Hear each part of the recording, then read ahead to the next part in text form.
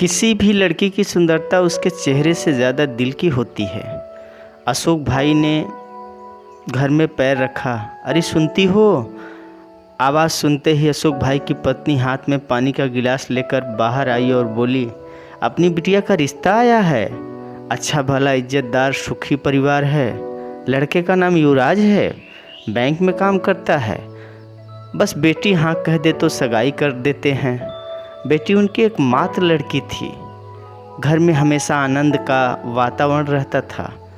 कभी कभार अशोक भाई भी सिगरेट व पान मसाले के कारण उनकी पत्नी और बेटी के साथ कहा सुनी हो जाती थी, लेकिन अशोक भाई मजाक में टाल देते थे। बेटी खूब समझदार और संस्कारी थी। एसएससी पास करके ट्यूशन व सिलाई आदि करके पिता की मदद करने की कोशिश करती रहती थी। अब तो बेटी ग्रेजुएट हो गई थी और नौकरी भी करती थी, लेकिन अशोक भाई उसकी पगार में से 1 रुपया भी नहीं लेते थे। रोज़ कहते थे, बेटी यह पगार तेरे पास रख, तेरे भविष्य में तेरे काम आएंगी।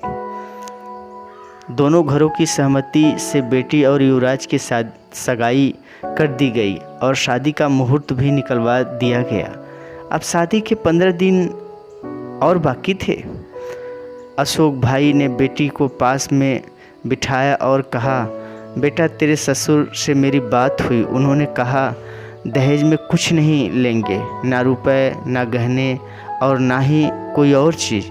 तो बेटा तेरे शादी के लिए मैंने कुछ रुपए जमा किए हैं। यह 2 लाख रुपए मैं तुझे देता हूँ, तेरे भविष्य में काम आएंगे। तू तेरे खाते में जमा कर देना। ठीक है पापा। बेटी छोटा सा जवाब देकर अपने रूम में चली गई। समय को जाते कहाँ देर लगती है। 2 महीने पहले शुभ दिन बारात आंगन में आई। पंडित जी ने चौरी में विवाह विधि शुरू की। फेरे का समय आया। कोयल जैसी कुहकी हो ऐसे बेटी 2 शब्द में बोली, रुको पंडित जी, मुझे आप सबकी उपस्थिति में अपने पापा से बात करनी है। पापा आपने मुझे लाड प्यार से बड़ा किया, पढ़ाया लिखाया, खूब प्रेम दिया। इसका कर्जा तो चुका सकती नहीं, लेकिन युवराज और मेरे ससुर जी की सहमति से आपका दिया 2 लाख रुपए का चेक मैं वापस देती हूँ। इन रुपए से मेरी शादी के लिए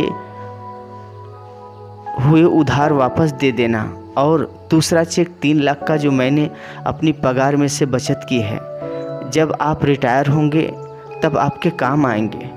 मैं नहीं चाहती कि आपको बुढ़ापे में किसी के आगे हाथ फैलाना पड़े। अगर मैं आपका लड़का होता तब भी इतना तो करता ना। वहाँ पर सभी की नज़र बेटी पर थी। पापा अब मैं आपसे जो दहेज मांगूँ वह दोगे? अशोक भाई भारी आवाज़ में हाँ बेटा, इतना ही बोल सके।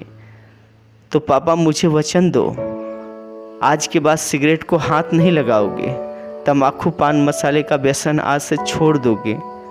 सबकी मौजूदगी में दहेज में बस इतना ही मांगती हूँ। लड़की का बात मना कैसे करता।